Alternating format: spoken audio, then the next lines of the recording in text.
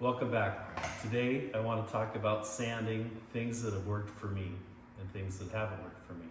So when I'm sanding, sometimes there's debris or glue or something on the bench that might put some indentations in what you're doing, especially if you're using a softer wood. So I like to use a sanding pad. I like to sand to get rid of machine marks. You're going to get machine marks from whatever you use. If you use a thickness planer, a joiner, table saw, bandsaw, a router, a handsaw, you're always going to have something to remove. So you want to find what sander works for you. If you want to use a triangle sander, I probably don't need that in this situation. I'm going to use a finishing sander in this situation.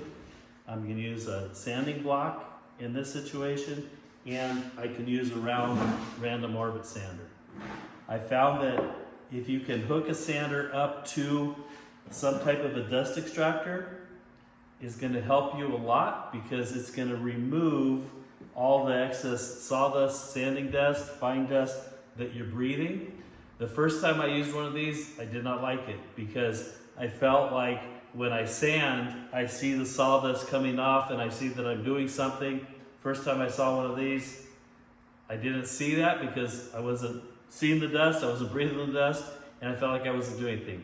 But now that I've got used to using these, this is the only way I want to sand because you don't need to be breathing all that fine dust. So when you're going through the grits, you just want to remember the higher the number, the finer the sandpaper, the lower the number, the coarser the sandpaper. So what grit should you start off with? Well, it depends on how rough your material is. You might want to start with 50, 60, 80 grit.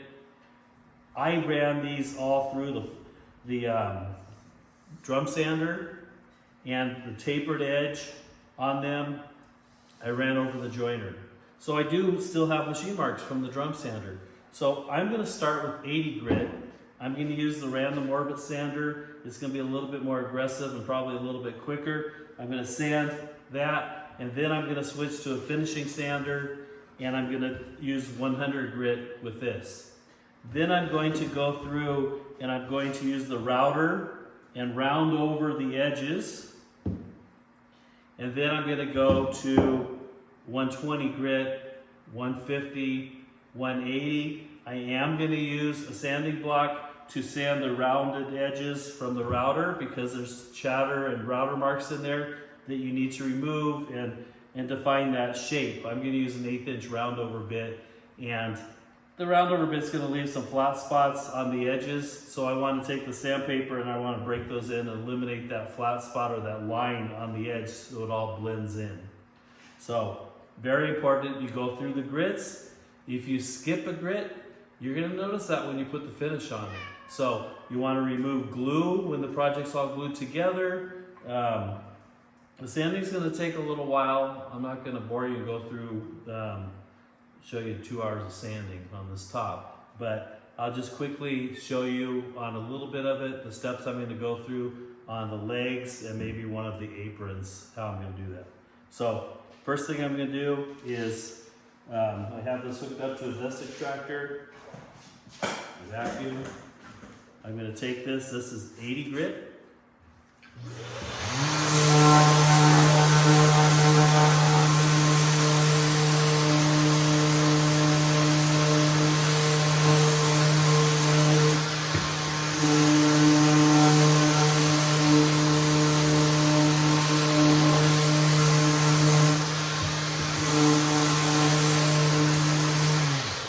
So with the 80 grit, what I'm trying to do is get rid of pencil marks that I had for where I was doing the mortise and tendons or the dominoes in here, get rid of any dents that might be in the wood, and machine marks from the sander and the joiner. And then I'm going to go through with a finishing sander, and I'm going to hook this up. And that was 80 grit, this is 100 grit.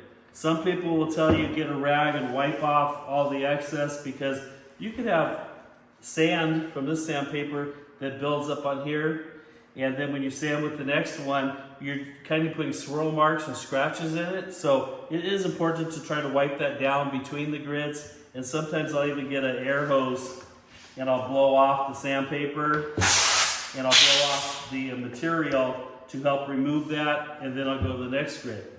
Then on this one, after I sand with the 100 grit, I'm going to get the router around over the edges. So let me show you that real quick.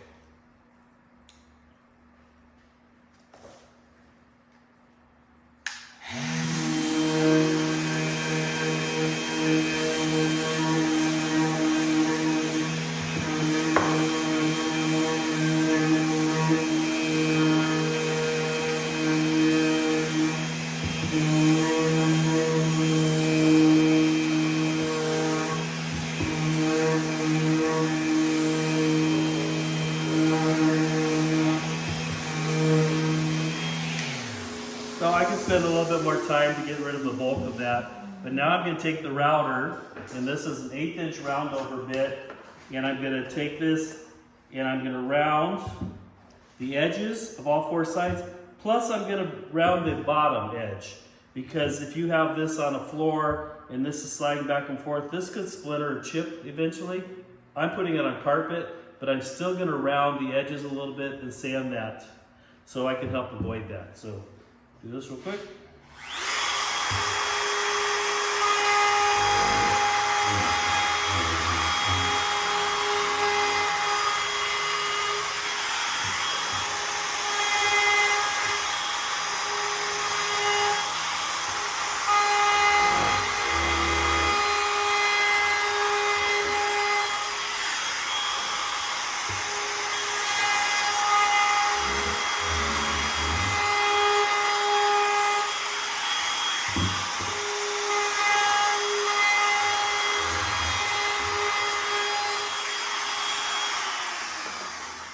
Now, always fill the edges, look at them, just in case you miss some spot on here. You can always go back over it with the router. I would go back over this with the 120 real quick, just because if the router left any marks on here, I want to get rid of that. So I'd quickly do that with the sander. But then I like to use these sanding pads. This one's nice because it's on Velcro. So I can use the sandpaper from my other sanders, put it on there. And I like to just take this and just keep moving the material in the sandpaper so that I'm breaking that edge so I don't have a flat spot, so I can make the round, the radius, the quarter round, more continuous and more natural than having a flat spot on each one. Now, there is chatter from the router, so you do have to spend time doing that. Because otherwise, if you fill it, you're going to see it. When you put the finish on it, it's going to be obvious. So you do have to pay attention and break those edges of doing that. Then I would go through the 120 slightly over it, 150 and 180. Now wipe off in between each grit. Maybe get the air hose and blow off so that you're not putting any imperfections in the wood when you're doing that. And that's all you need to do to get it ready to sand or to put the finish on. You want to keep every piece, keep it consistent. Make sure you do the same finish on everything, because if you get one smoother than the other, the stain might absorb differently. So treat every piece the same. And that's all you need to do, and that should help.